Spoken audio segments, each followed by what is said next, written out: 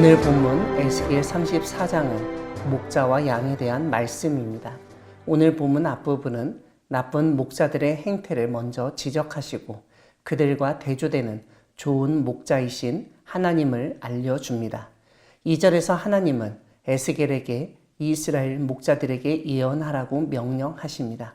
이 목자들이 하던 행위는 자기만 먹는 것이었습니다. 그들은 양들을 돌보는 목자였지만 살찐 양을 잡아먹고 그 털을 입기만 하고 자신들이 돌보고 먹여야 하는 양에게는 조금도 관심이 없었습니다. 4절에 언급된 나쁜 목자들의 행태를 5가지로 정리할 수 있습니다.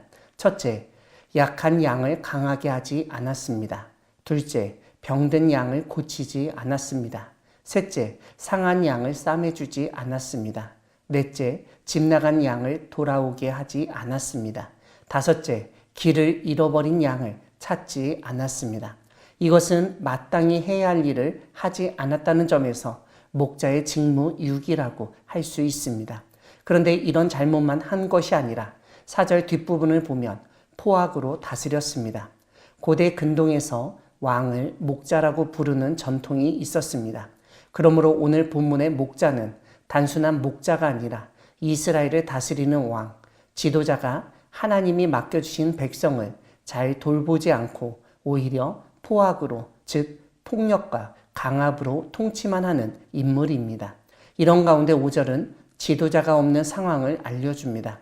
목자가 없으면 양떼가 흩어지고 들짐승의 밥이 되듯 국가 지도자가 없는 공백 상태가 되면 국민들이 혼란에 빠지고 망하기 쉽습니다.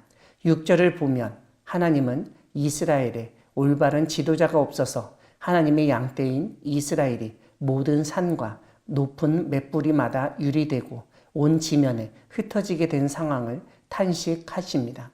7절에서 하나님은 하나님의 양떼, 즉 이스라엘 백성이 노략거리가 되고 들짐승의 밥이 된 것은 목자가 없기 때문이라고 다시 한번 지적하십니다.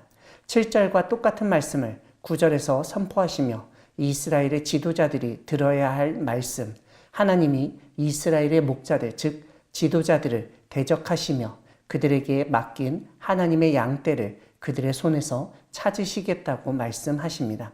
12절 이하에서는 나쁜 목자와 대조되는 좋은 목자이신 하나님이 흩어진 양을 찾으시며 건져내시고 끌어내고 모으고 좋은 땅으로 데려가서 먹이시며 특별히 좋은 꼴을 먹이시고 높은 산에 두시고 누워있게 하십니다.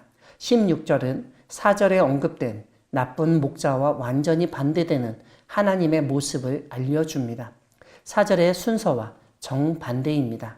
잃어버린 양을 찾고 돌아오게 하고 싸매주고 고쳐주고 강하게 합니다. 특별히 4절에서는 포악으로 다스렸다고 했는데 16절은 정의로 먹이신다고 알려줍니다. 오늘 본문 뒷부분은 양에 대한 말씀입니다. 17절을 보면 하나님은 양과 양 사이 그리고 순양과 숫염소 사이에서 심판하시겠다고 말씀하십니다. 오늘 본문은 지도자와 상관없이 양떼 사이에서 발견되는 문제, 즉 백성들끼리 벌이는 문제를 하나님이 지적하시는 것으로 볼 수 있습니다. 하나님은 목자에 대한 말씀과 비슷하게 양이 하는 행동을 두고 문제를 언급하십니다.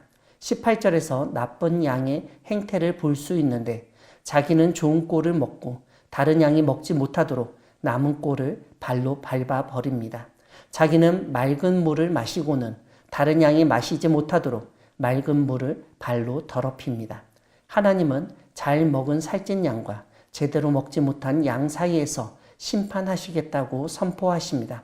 그런데 21절을 보면 나쁜 양, 살찐 양이 하던 악한 행동을 설명하는데 옆구리와 어깨로 밀어뜨리고 모든 병든 자를 뿔로 받아 무리 밖으로 흩어지게 하였다는 것입니다.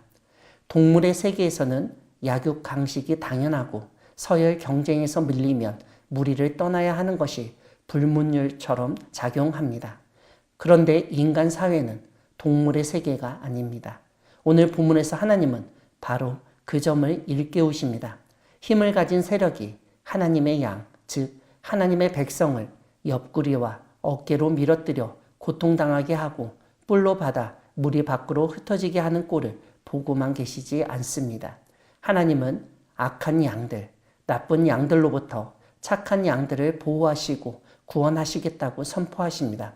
그런데 23절을 보면 하나님이 친히 하시지 않고 다른 목자 하나를 세워서 하신다는 점에 주목해야 합니다. 25절에서 하나님은 그들과 화평의 언약을 맺고 악한 짐승을 그 땅에서 그치게 하시겠다고 말씀하십니다. 25절부터 28절 앞부분까지의 하나님의 약속이 28절 뒷부분부터 29절까지 다시 한번 반복됩니다. 이러한 하나님의 보호하심과 돌보심, 구원하심을 경험할 때 이스라엘은 그들의 하나님이 여호와이신 줄 알고 이스라엘이 하나님의 백성임을 깨닫게 될 것이라고 말씀하십니다. 사랑하는 광야교회 성도 여러분, 하나님은 이 세상 사람들의 모습 속에서 어떤 것이 좋고 나쁜지 보시고 판단하시며 심판하시는 분이십니다. 오늘 본문 17절과 20절 그리고 22절에서 세 번이나 하나님은 양과 양 사이에서 심판하시겠다고 선포하셨습니다. 우리의 행위를 보시고 심판하실 하나님을 두려워하는 가운데 나만 먹고 사는 것에 관심을 갖는 것이 아니라 다른 사람에게 관심을 갖고 배려하며 함께 먹고 마시는 사회를 만들어가기를 소망합니다. 오늘 본문은 이스라엘의 지도자들이 얼마나 악랄하게 자기 이익만 추구했는지를 보여줍니다. 그런데 그런 악한 지도자 밑에서 고통당하고 희생당한 백성을 하나님은 그냥 보고만 계시지 않으셨습니다. 친히 그 악한 지도자를 대적하시고 그들의 포악을 당하고 있던 백성들이 더 이상 그들의 먹잇감이 되지 않도록 그들의 권력을 없애주시고 백성을 건져내 주셨습니다. 지난 우리나라 역사를 보면 수많은 독재자들이 등장하였을 때마다 어떻게든 그 독재 정권이 무너지게 하나님이 역사하셨습니다. 그뿐만 아니라 대통령이 잘못했을 때는 법의 심판을 받게 하셨습니다. 이런 점에서 하나님은 여전히 이 세상의 정치에 관여하시고 악한 지도자를 대적하시고 하나님의 백성을 친히 돌보신다는 점을 확인할 수 있습니다. 악한 권력의 먹잇감, 희생양이 되지 않도록 지켜주시고 돌봐주시는 하나님을 믿으며 신실하게 살아가는 우리 모두가 되기를 소망합니다. 아멘.